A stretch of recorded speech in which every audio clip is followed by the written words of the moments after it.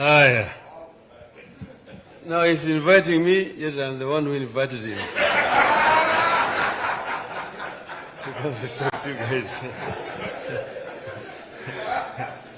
But then, this meeting should have taken place earlier.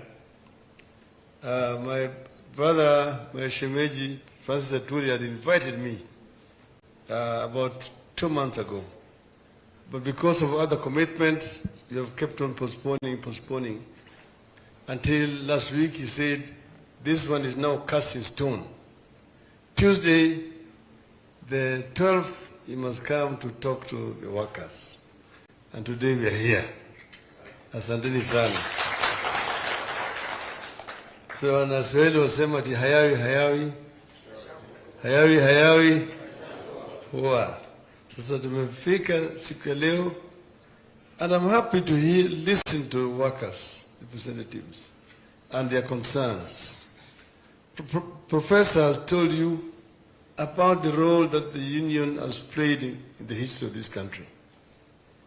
We were there, we were young boys in that period of time when you had the KFL, at that time, Tom Boyer, as the Secretary General.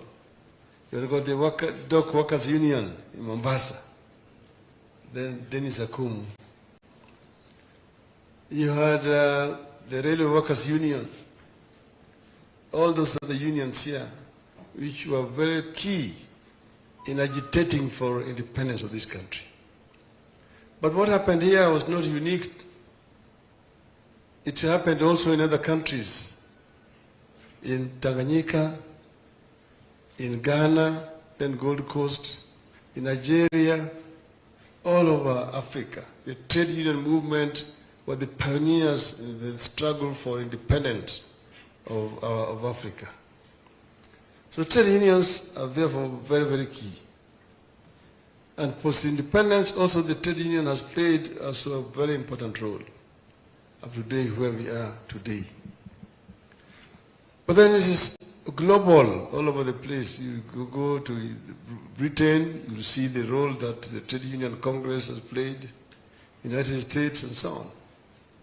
Peter has told you about what Karl Marx said, that workers of the world, unite.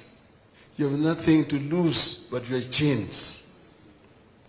This is important, that you unite, because otherwise you will be chained permanently.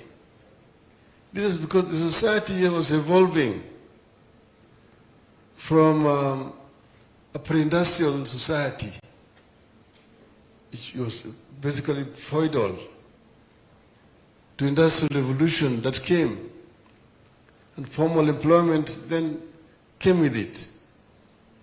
Now you had got the aristocrats who were owning the means of production, and themselves therefore determining how much a worker was going to be paid. There was a lot of exploitation of the working class in that period of time, until the unions grew up, came up, and people were able to agitate for better conditions of employment and living. So this is a historical process that has taken place across board up to where we are today. And now we now have a formal structure. You've got a tripartite arrangement. You've got the workers, you've got then the government, and then you've got the employers. There, a formal arrangement, how you engage and how you negotiate, so that you don't have a situation where there's too much exploitation.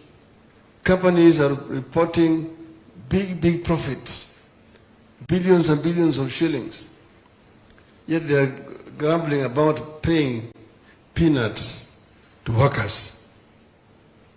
This is something that should not be happening. But most of the time, those who own the companies, who own shares, would like to maximize their profits. And that's why it is important to have a union that will ensure also that workers don't lose out in this. But what kind of society do you want to create? When they were fighting for independence, remember very well, they were saying that we want Mzungu to leave, Africa take over, so that we can be able to confront three major enemies of our people: ignorance, poverty, and disease. Those are the enemies which were identified at that time. Ugonjwa, ujinga, na umaskini. But then where are we today? 58 years down the road, those major enemies are still just there. They're still there. Some of them have even grown stronger in terms of poverty. We have done something about literacy, but not where we should be.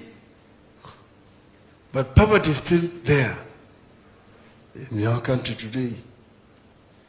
So how do you deal with this? We must create a society and conditions that will enable our people to create wealth. This is very important. You see, in our national anthem, first stanza says, God bless this land of ours. Justice be our shield and defender. We dwell in unity, peace and liberty. Plenty be found within our borders. Final, plenty be found within our borders. That plenty was not going to drop like manna from heaven. It was going to be created through the sweat and toil of the people of Kenya. So we must create the conditions through which people of Kenya can create that wealth. Enable the people of Kenya to create that wealth. How do you do it? Empower them. For through education, see? Then after that education, conditions of employment where they can be able to create wealth. Create wealth. This is what has been missing. This is where we have failed. And this is where we want now to run with supersonic speed.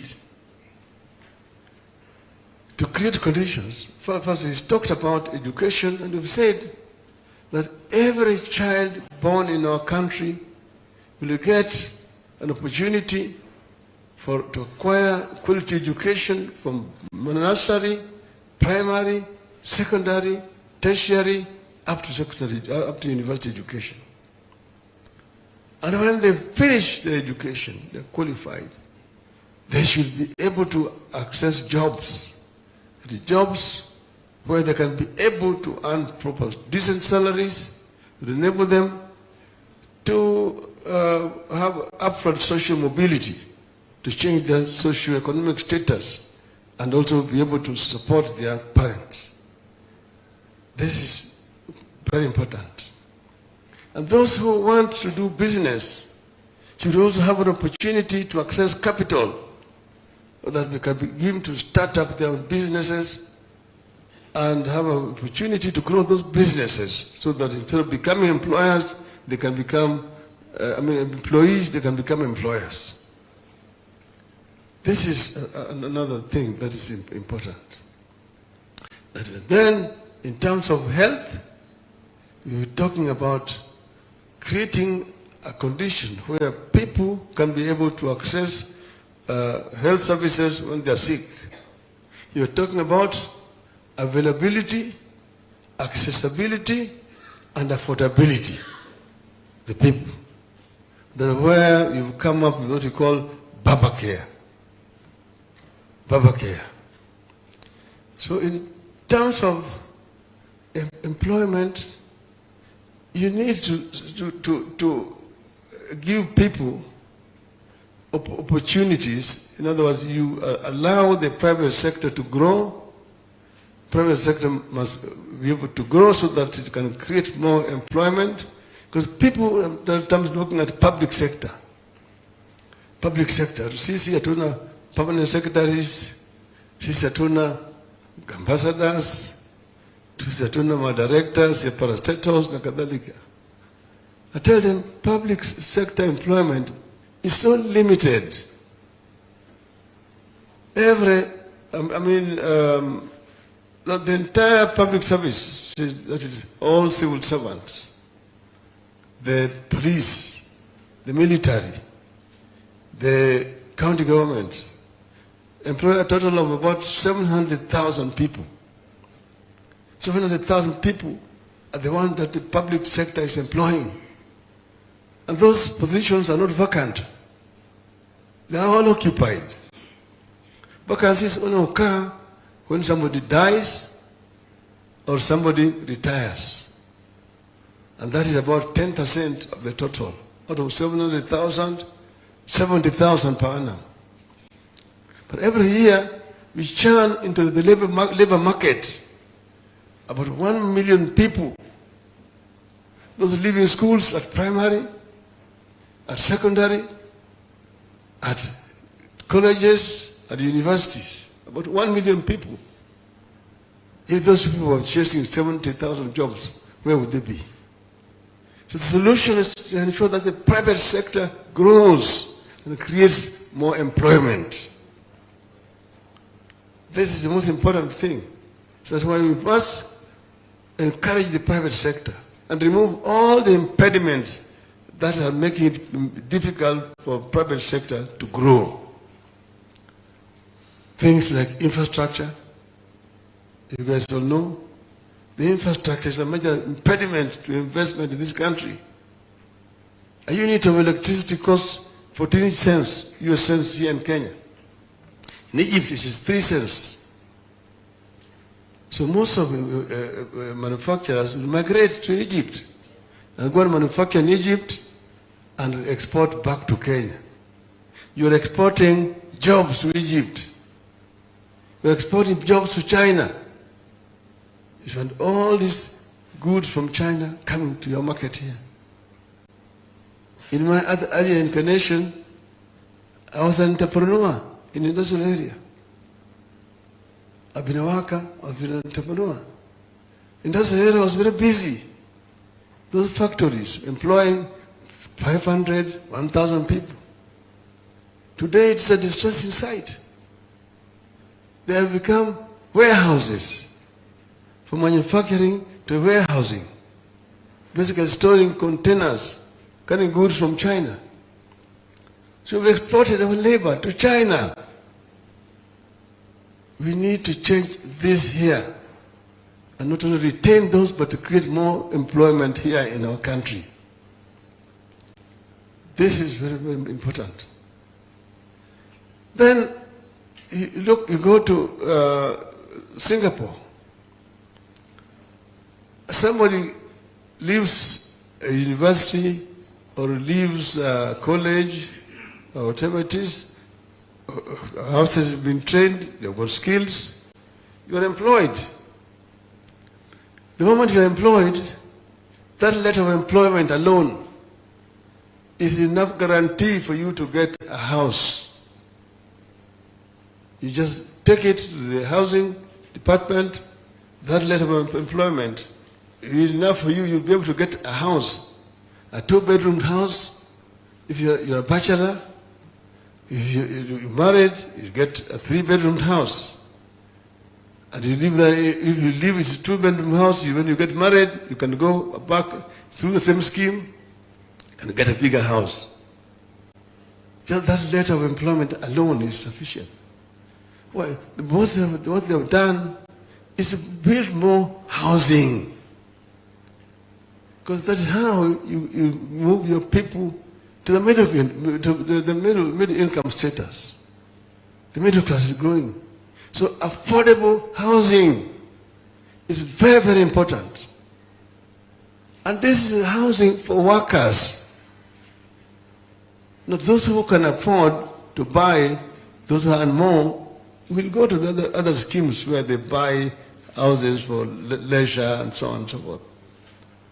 But basic housing, affordable housing, And this is something that was not properly understood when the Jubilee government wanted to introduce it. A housing levy. That housing levy is actually meant for workers, for the low-income people. That's why it's called low-income housing. And if you do that, you'll be able to actually create more wealth down there and more and change the status of the workers down there. So this is something that actually should have been promoted by the trade union. Cotu is the one who should be leading this process. I have a discussion with my brother there, and this is now a work in progress. It's an issue that we needed yesterday. When you get there, we'll roll it out with the concurrence of Cotu, and we'll ensure that UIM members are the major beneficiaries of that scheme. We will ensure, of course, Madam talked about zero tolerance to harassment, not only on women, but men. That goes without question. Zero tolerance to any form of harassment or any form of violence against any Kenyan citizen. You know that violence at work has been prevalent a lot. And this is something that we really want to bring to an end. And also gender-based violence is also being on the increase in our country. Something that we cannot tolerate. And you have situations where when women go to report violence against them at the police station, the police are just laughing at them. Ati mimi nilikuwa nimeshikwa na huyo jamaa, anasema wewe unimfanyia nini? Wanacheka tu. Those kind of things we must change. And we'll digitize crime reporting so that women do not have to go to a police station to be harassed by men there. Okay? We will, of course, the issue of representation on the board of NSSF, that should be automatic, because that is workers' money. You don't have to negotiate with anybody. That is a worker's right. The workers have got a right to go and they'll be there to ensure that their money is not misused or misappropriated by people who have no interest of workers at heart. So there are issues that we sit down and discuss with workers. Because workers are the wealth creators. That's where wealth is created. That's where the rubber meets the road.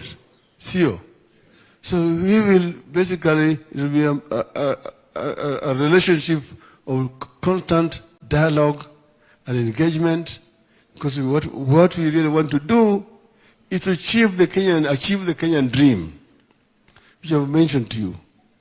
The Kenyan dream is in our national anthem, a prosperous country. Plenty is found within our borders. In the Bible, the country where the plenty is found is called? Sio Raila linasema. Iko kwa Biblia. That's the Canaan I said I was going to take the people to. Because it's there that plenty be found within our borders. So we will deal with issues of want in our society, a country which is caring, which ensures that there's no excessive exploitation of the people. But also, we don't just want to be crumbling here for the smaller piece of bread. You see, when people are just, with the problem we have here, everybody wants this piece of cake.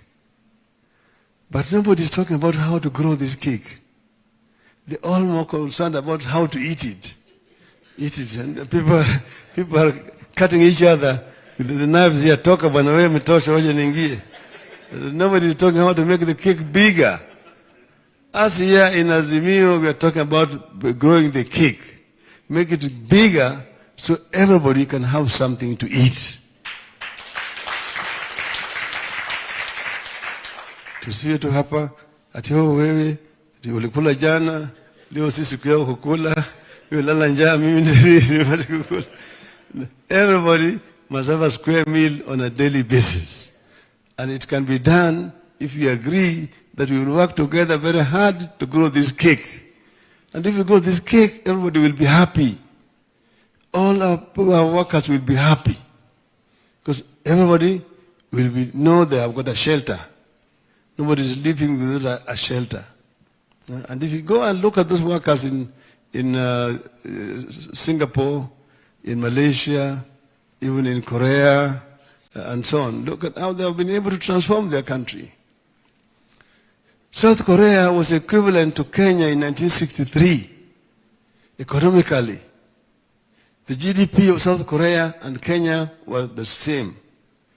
The population of South Korea and Kenya was the same.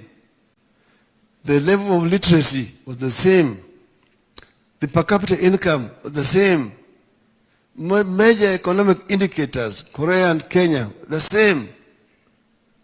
Now, 58 years down the road, Korea's economy is 50 times bigger than that of Kenya. 50 times bigger than that of Kenya. When I was Minister for Roads, I went to Korea to ask for a loan to buy construction equipment. They gave me 50 million dollars loan. And I got equipment from there. The excavators, the graders, the compactors, the tippers, all those major road moving machinery I got from South Korea to here. I took them to various districts in the country. They are all manufactured in South Korea. Samsung, you have in here, Samsung. LG, Hyundai, Daewoo, are all manufactured in South Korea. Here you're still struggling to manufacture a needle. See? So we must think out of the box as a country. We must compare ourselves, benchmark ourselves with other countries and ask, what did they get right which we got wrong in Kenya? If you do that, then we'll be able to change our country. If you don't, another 50 years down the road, you will still be here. Talking about ignorance, poverty, and disease. I just want us to begin a new journey from the 9th of August this year. And when we start, we will be constantly consulting. But we begin by actually putting the structures in place. And you will see after 100 days, 100 days of Baba's government will show you exactly what Baba's government is going to do in the next 5 years. Asanteni sana, Mungu awabariki.